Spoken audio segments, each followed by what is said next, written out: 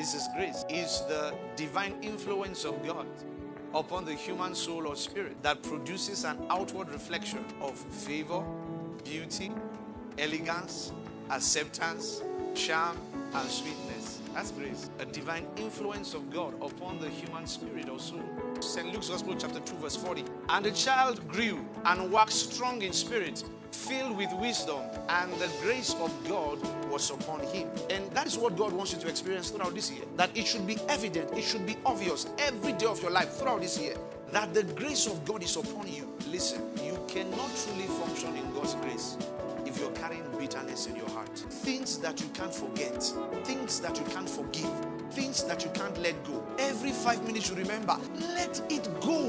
Let me tell you something.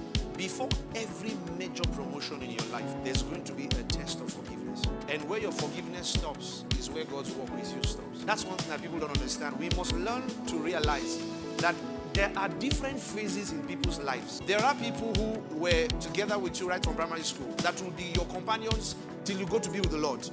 But there are phases in your life. There are people who were in the same class with you just last year who don't have any role to play in your next phase of life. And that you are not communicating with them doesn't mean you hate them.